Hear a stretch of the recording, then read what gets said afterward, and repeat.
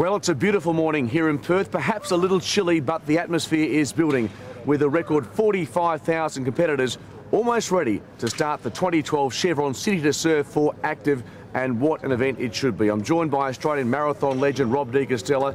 Of course, he's also the ambassador for the Chevron City to Surf for ACTIV. And Rob, what an event this is. Absolutely, Mark. It's a great morning. I mean, a little bit of a chill in the air, which is just perfect for the marathon runners.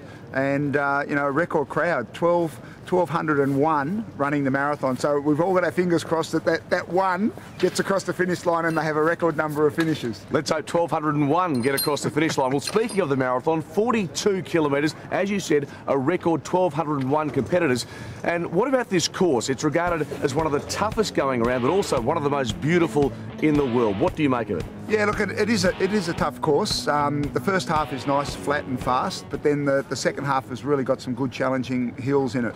And obviously, the second half is when you're really starting to feel it, when the fatigue and the effort's really starting to take its toll. But you know, every marathon's tough. You know, I mean, if you don't want a tough run, don't run a marathon. So everyone's really going to get their money's worth this morning. It's hard just watching it, Rob. Now, we're not here to have a party. You're here to do some work. So we're going to send you to the start line just behind us to get those marathoners away. Good luck. Good on you. Thanks, mate. The City to Surf was first run by ACTIV back in 1974 with just 500 participants. Well, this year, there's another record field of competitors, and everyone who takes part contributes to the fundraising activities of the ACTIV Foundation. Louise Momba is joined by the CEO of ACTIV, Tony Viz. Tell me about ACTIV. It's something that a lot of people are aware of. How exactly does it work? ACTIV Foundation is the largest disability services provider in Western Australia, and we work with people with intellectual disability. So we have 2,500 people that we work with, and we have 250 that live with us, 1,050 that work for us, 1,000 people that we provide community support to, and it's all about enabling people with disability and their families to pursue a better life, to actually live their life, find their aspiration and enable them to live as you and I would. They have a right to an ordinary life like you and I do, and we're there to really make sure they can have that. And a beautiful little girl like Beth is a great example of how ACTIV can help. Yes, I mean, Beth is at the beginning of her journey, and we are part of people's lives throughout that whole journey. Yes, she's a great little ambassador. Just seeing her run for the first time. This is the second year that she's part of the event. We hope she's part of it for many more years, and just because I think we can show the community what it means for people with disability and their families in terms of the work that ACTIV does, to actually show that journey through life. 5, 4, 3, 2, 1.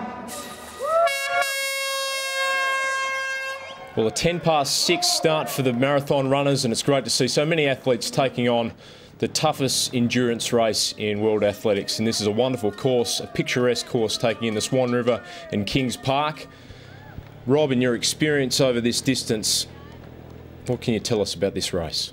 So the marathon, the full 42.195 kilometre marathon, is one of the toughest physical tests of endurance that you could possibly take on. So it's absolutely critical that all of these runners have prepared and done the training. The minimum amount of training is 6 months to 9 months of training, and the most important aspect of your training is your long run. So every week, to run a good marathon, you need to be getting out there and building up those long runs from 1 hour to 1.5 hours to 2 hours, and even up to 2.5 hours.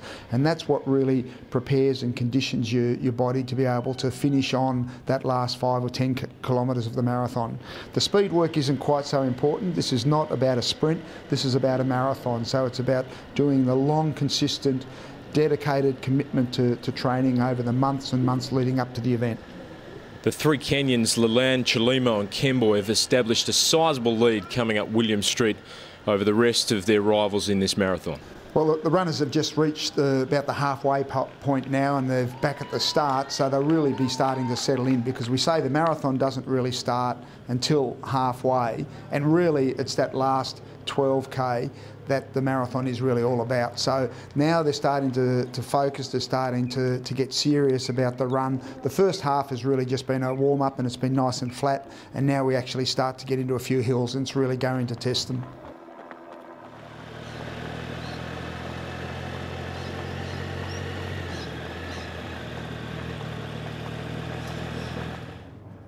Well, an increasingly popular distance at the Chevron City to Surf for Active is the 21-kilometre half marathon, which was first run back in 2007. This year, another record field, in excess of 4,300 competitors. Let's cross to the start line, and we're joining former Collingwood star and now Westpac ambassador, Paul Licuria. 5, 4, 3, 2, 1.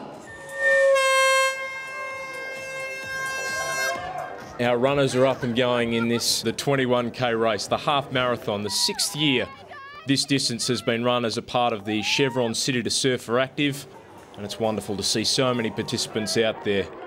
And unlike in the marathon, it is the Ethiopians as opposed to the Kenyans who have taken an early lead.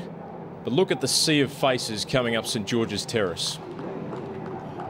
Amazing to see how popular this distance is. It is the Ethiopians, as I said, Galita and Weicha, who lead early as they head up towards Kings Park. Still to come on the Chevron City to Surf for Active, the family favourite, the 4K event.